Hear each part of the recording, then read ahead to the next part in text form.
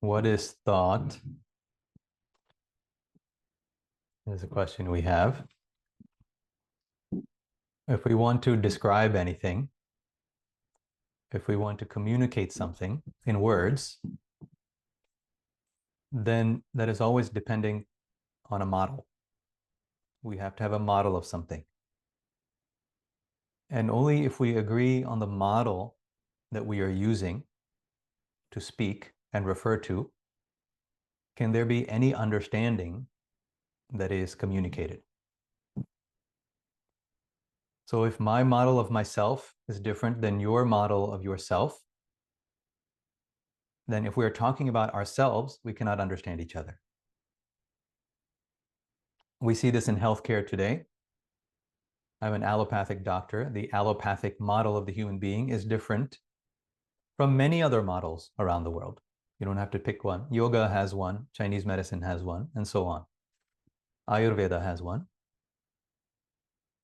So when you're talking about something so fundamental as thought, which almost all humans experience, then what is the model that we are using to inquire into the nature of thought? Because it's a global parliament, so we want global understanding. So that means we need a global model to some extent. We don't have to agree on the model, but we have to at least acknowledge and be aware of a model, some model, maybe many models that we can put in place and then use that to interpret what is being communicated. So if you ask at this level, at the deep level, this foundation is asking at a deep level, what is thought? Then what we're talking about is emergence. How does something emerge? In this case, something very subtle.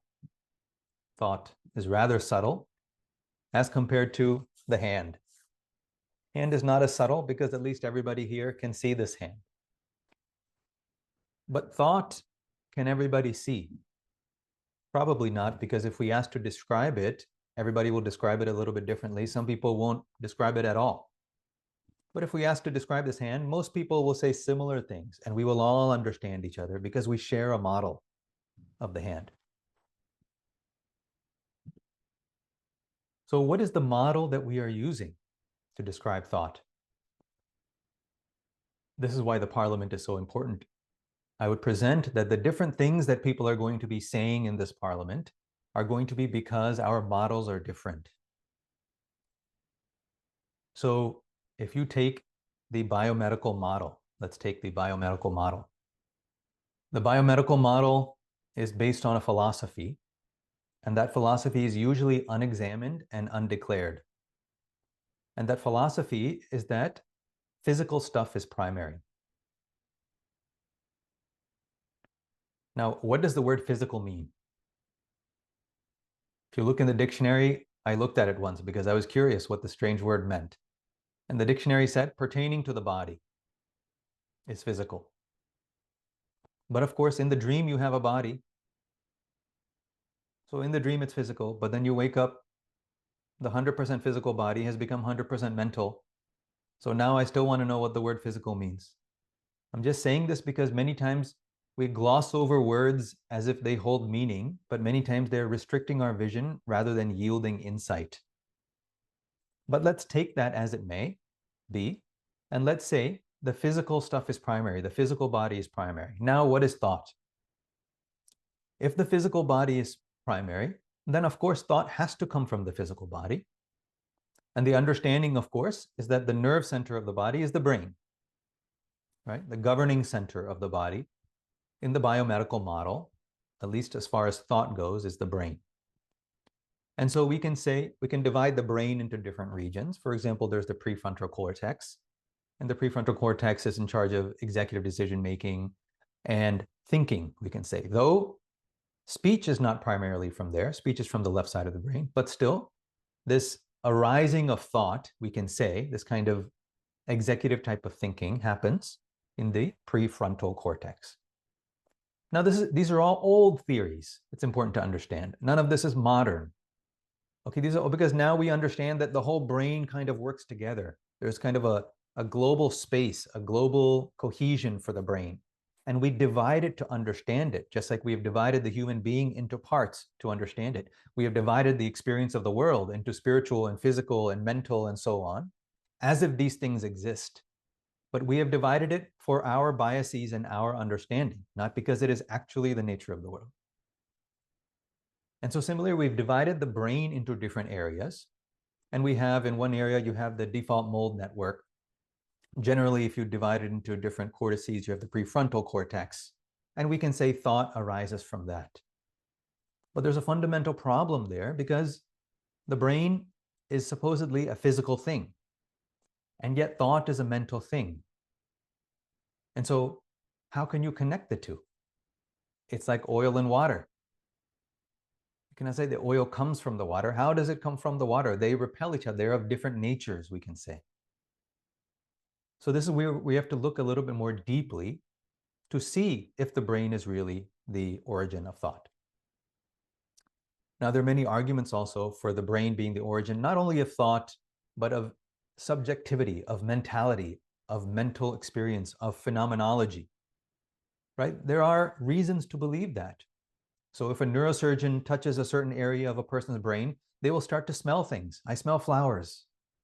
Another area, I remember back when this happened, when I met this person that I loved so much, I remember. They touch another area, I feel pain. So there's definitely a correlation between the so-called physical and the so-called mental. But the question is correlation causation? Right? A fundamental question for all scientists, but a fundamental question for all of us who are interested in the nature of the world. Is correlation causation?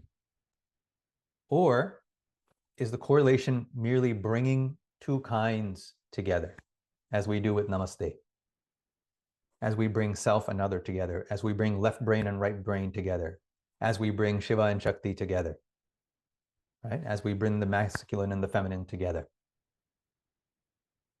Replicated in the neurological system, by the way, at what's called the pyramidal decussation, when the information comes down and crosses at the brainstem, comes together right in this point.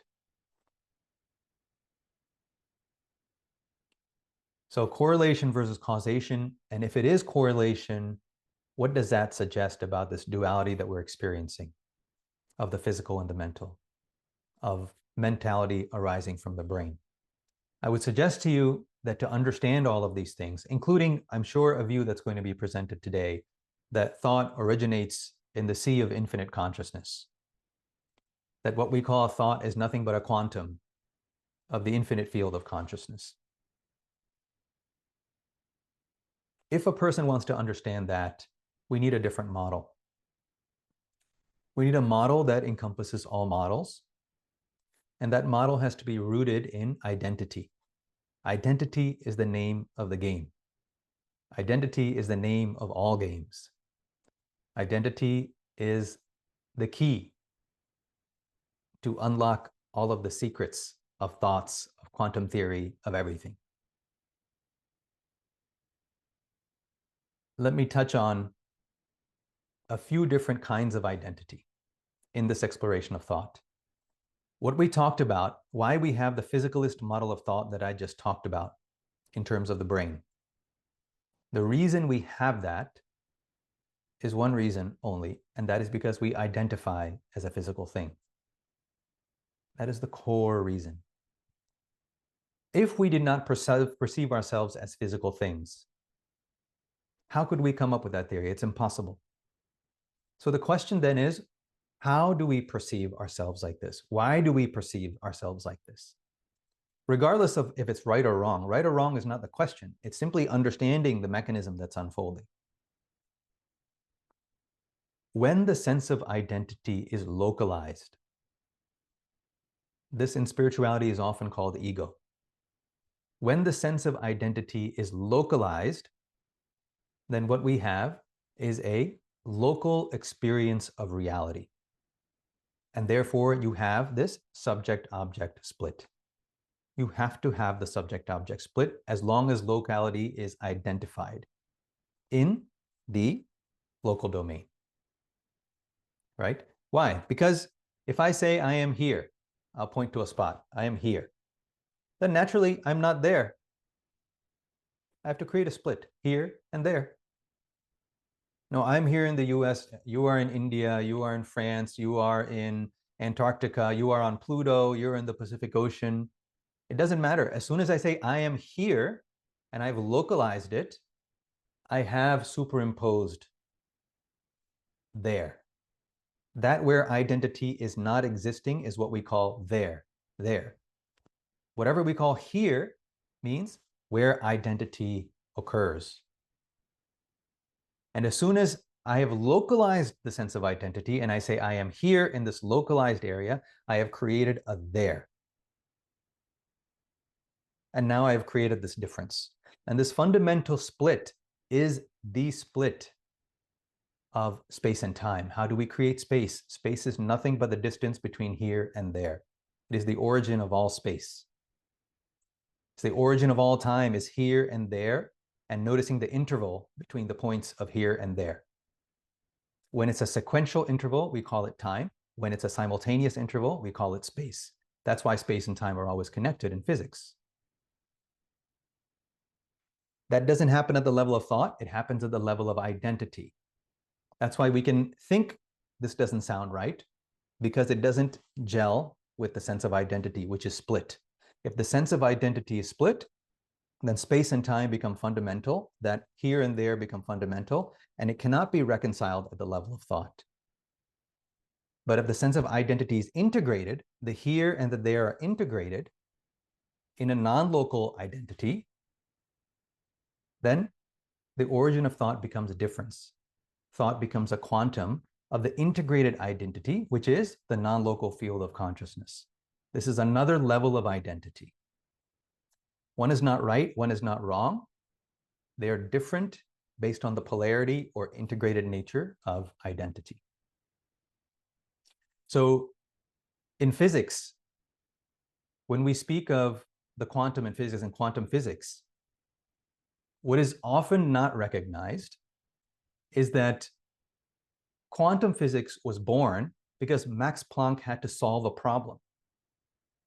He had a problem in solving energy and how it applied into a particular equation, how he could solve the problem with energy. The only way he could make it work is if he hypothesized that energy came in quantum, in packets. Now, the word quantum existed centuries before quantum physics adopted it, before physics adopted it to create quantum physics, and all the subsequent scientists who developed it. The word quantum existed several centuries before quantum physics was born, which means that the nature of the quantum is ancient, of course. Physics takes a particular mathematical lens based on certain presuppositions.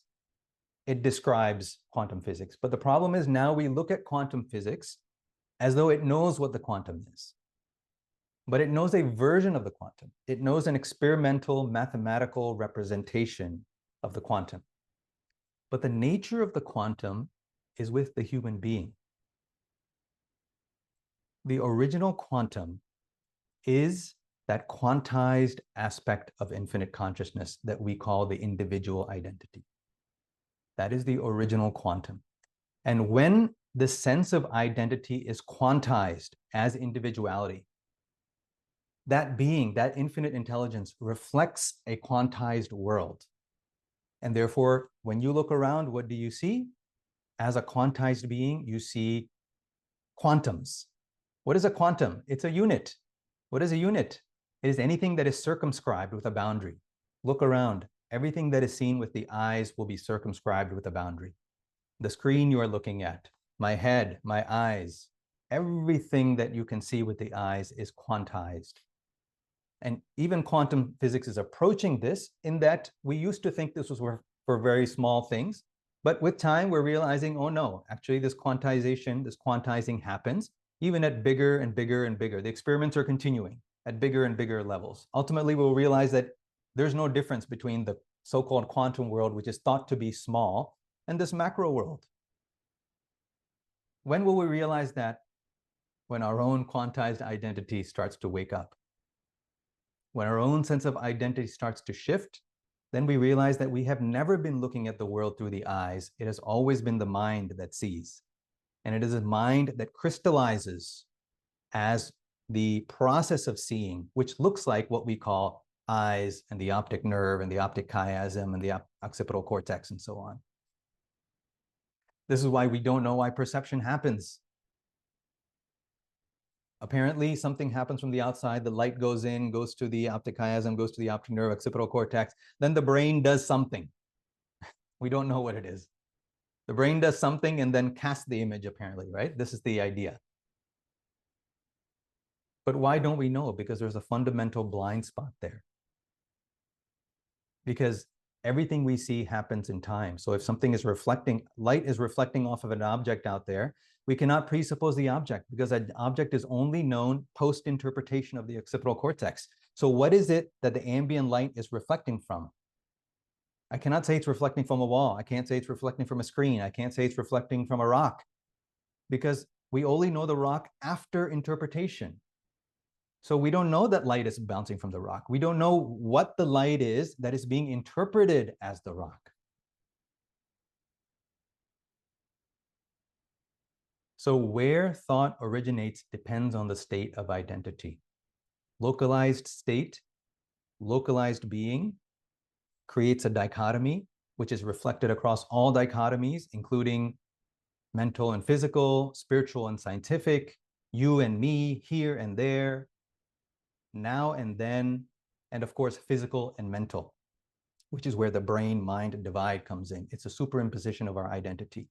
At a different level of identity, at the known local level of identity, thought is simply a quantized aspect of infinite awareness. And at an even more integrated identity, there's no such thing as thought.